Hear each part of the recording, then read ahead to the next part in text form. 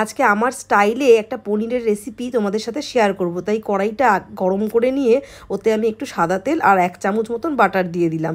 বাটারটাকে ভালো করে মেল্ট করে নিতে হবে, তেলের মধ্যেই বাটারটা দিতে হবে, তাহলে বাটারটা আর পোড়ার কোনো চান্স থাকবে না। তারপরে কিউব করে কেটে রাখা পনিরগুলো আমি ওই বাটার আর তেলের মধ্যে অ্যাড করে দিলাম, আর একটু নুন আর একটু হলুদ দিয়ে এটাকে একটু ভেজে নিতে হবে যতক্ষণ না এর কালারটা গোল্ডেন ব্রাউন আসছে। খুব বেশি ভাজার দরকার নেই, যাতে খুব বেশি ভাজলে কিন্তু পনির আবার শক্ত হয়ে যাবে। মোটামুটি এরকম গোল্ডেন ব্রাউন কালার এসে গেলেই পনিরটাকে তুলে সাইড করে রেখে দিলাম। দিয়ে তারপরে ওই তেলের মধ্যে গোটা গরম মশলা দিলাম। গোটা গরম মশলাগুলো দেওয়ার পরে 2 চামচ মতন পেঁয়াজ বাটা দিতে হবে, আর পেঁয়াজ বাটাটাকে ভালো করে ভেজে নিতে হবে তেলের মধ্যে যতক্ষণ না পর্যন্ত এর কালারটা গোল্ডেন ব্রাউন চলে আসছে আর পেঁয়াজের কাঁচা গন্ধটা পুরোপুরি চলে যাচ্ছে। এরপর খুবই অল্প পরিমাণ, মানে হাফ চামচের থেকেও কম আমি আদা বাটা দিয়েছি, মানে একদমই কম দিতে হবে। ওটাকেও পেঁয়াজের সাথে ভালো করে নেড়ে নিয়ে ভেজে নিলাম, আর তার সাথে দিয়ে দিলাম 1 চামচ মতন কাঁচা লঙ্কা বাটা।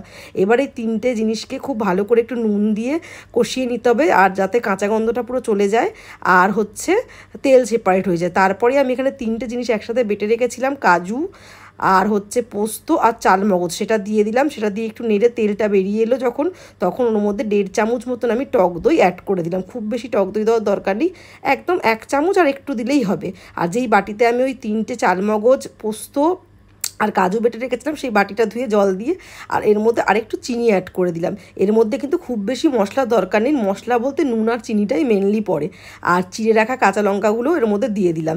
খুব বেশি ঝালও হবে না, খুব বেশি মিষ্টিও হবে না, কিন্তু দারুণ খেতে হবে। আর তারপরে মোটামুটি সব কিছু থেকে তেল ছেড়ে এলে ওর মধ্যে আমি দিয়ে দিলাম বেশ 3 চামচ 4 চামচ মতন আমুল ফ্রেশ ক্রিম।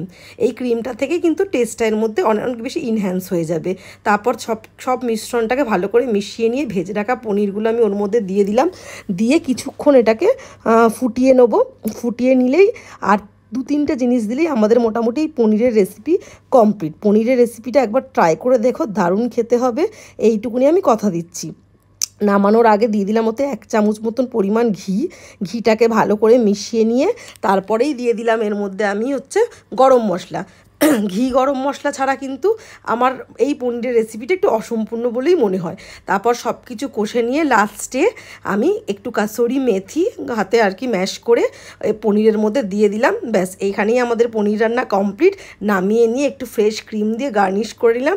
এখানেই আমার স্টাইলের মোটামুটি একটা পনিরের রেসিপি তোমাদের সাথে শেয়ার করলাম। তোমরা এটা বানিও আর খেয়ে জানিও কীরকম হলো।